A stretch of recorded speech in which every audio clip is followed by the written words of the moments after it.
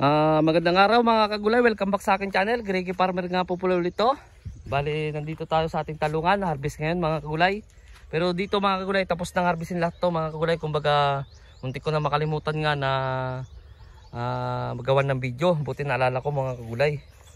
Ito, kung mapapansin nyo mga kagulay, marami pa rin talaga siyang naiwan mga kagulay. Ayan, mga langanin pa talaga siya. Pang-Lunes to mga kagulay.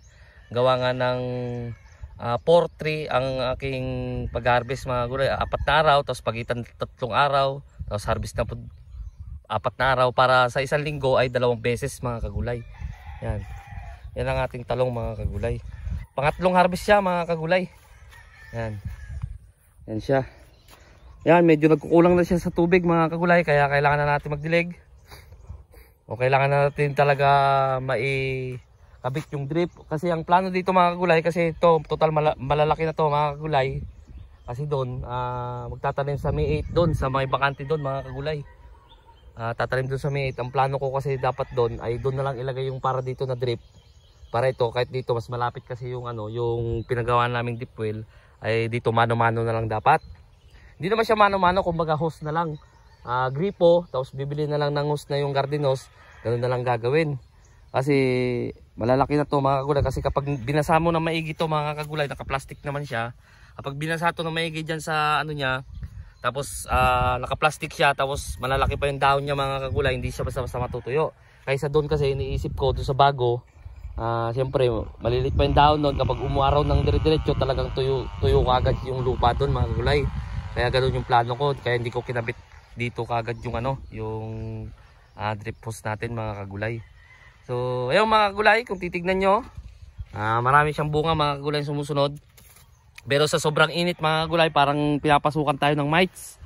Kasi kung mapapansin nyo yung niya, yung calyx niya mga kagulay, ayan merong siya. Merong, yan kasi ang kaanuan ng trips o kaya mites mga kagulay, yan yung epekto niya mga kagulay, yung magkakaano dito. Pero green pa rin naman siya mga kagulay, kaya mamaya, mag-i-spray tayo. Gagawin natin dito yung ginagawa ko kapag ganito na kukontrolin talaga natin. Nag-harvest ngayon, mamayang hapon ay mag-i-spray ako ng Formula 1 sa Optimax, double action nga kung tawagin ko. Tapos bukas na naman ng hapon ay mag-i-spray ulit ako siya mga kagulay. Ganun ang ginagawa ko para talaga makontrol talaga siya. Kasi yun lang talaga ang ginagamit ko mga kagulay. Pero kapag halimbawa hindi talaga niya makaya, gagawin natin ng paraan yung ginagawa ko dati na mag-i-spray tayo ng sabon sa Downy. Ganun lang, kasi talagang hindi na ako gumagamit ng ibang mga kagulay. Hindi porket sinasabi ko na hindi na ako gumagamit ng iba, ay meron na akong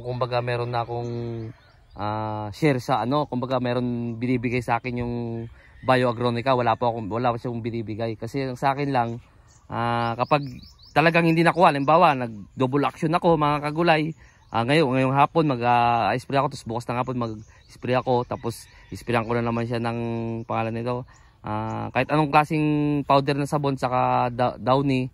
Kung hindi pa rin talaga siya makuha, siyempre negosyo ito mga kagulay, ay kailangan natin talaga magpalit. Kung magagawa natin para na hindi na tayo makapabili ng ng synthetic, ay mas okay mga kagulay.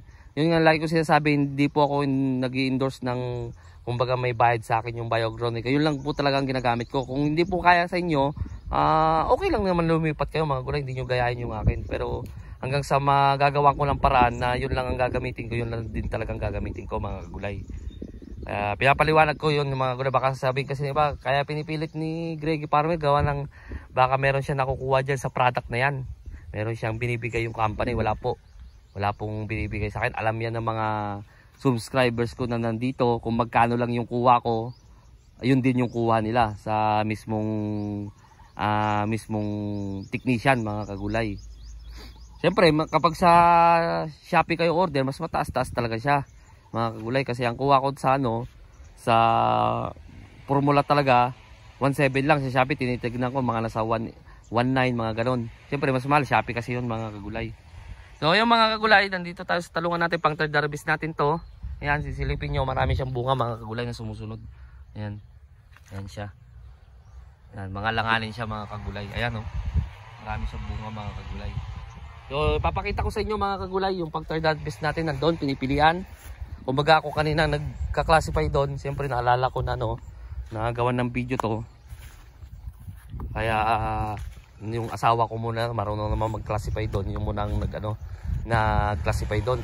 Total unti na lang naman yung kinakalas ko yan, mga nasa 200 na lang yata kilo yon mga kagulay. Papakita ko sa inyo mga kagulay yung na-harvest. Pati dito mga kagulay, nag-harvest tayo ng unti dito. Ano, sa sobrang init dito mga kagulay, talagang tignan nyo yung ano, yung style ng o kayo ano ng sili natin mga kagulay. Napabunga ko siya ng marami mga kagulay yan. Yan, napabunga ko naman siya ng marami. Yan, ang kaso lang talagang sobrang init dito mga kagulay. Kaya ganyan lang ano niya kapag ganitong ano na alas 9 na kasi alas 10. Grabe ng init dito sa amin. Kaya ganyan lang ano niya. Yan. Ano. Yung bunga nga hanapin nyo naman dito, yan oh, mga bunga niya mga kagulay. Ayan. Ayan, baka sabihin ng iba kasi hindi ko na ina-update kasi baka di ko doon napabunga. Ayan, yan ang mga bunga niya mga kagulay. Ayan. Ayan ang mga bunga niya. Ayan. Marami siyang bunga mga kagulay. Kaya medyo mababa pa yung presyo ng atsal dito sa amin. Kaya kinuha lang yung talagang medyo hinog lang mga kagulay. Baka sakaling sa susunod na ay tumaas-taas pa siya mga kagulay. Kaya yun lang pinukuha ko yung kung ano lang yung hinog, yun lang mga kagulay. O, pupuntahan natin mga kagulay yung ating na-harvest. Ito siya. Ito yung yung pipilian pa lang mga kagulay yan. Yan, makikita nyo ang ganda ng bunga niya mga kagulay yan. Yan siya. Yan. Tapos ito di maiwasan na may uod. Ito yung uod niya mga kagulay. Yan, unti lang naman. Tapos yan na yung napilian mga kagulay. Yan siya. Tapos ito yung tapos yung class B niya ay ito. Yan. Ay, mabalit-balit guys. Lips pa na. Yan mga gulay, yung sitaw din natin ito. Yung marami-rami yung sitaw natin mga gulay, hindi pa na Yan. Yan. Yan ang sitaw natin. Marami yan mga gulay, natabunan lang siya dyan. Tapos yung atsal natin ito. Yan ang atsal natin. Yan. Yan. Tapos yan yung natin mga estimate ko nito mga gulay, mga nasa 500 siguro, 500 to 600 itong ating third harvest na talong. Tapos ito nasa 60 o 70 to itong estimate ko itong sitaw natin mga kagulay. Yan siya. Yan. Malalaki siya mga kagulay yung ating talong. Ayan. Yan siya mga kagulay. Tapos yun yung may uod. Tapos ito yung class B mga kagulay. Tapos yung pinipilian pa yun. So ayun mga kagulay, na-update ko lang kayo dito sa third harvest natin ng Carex 2 F1.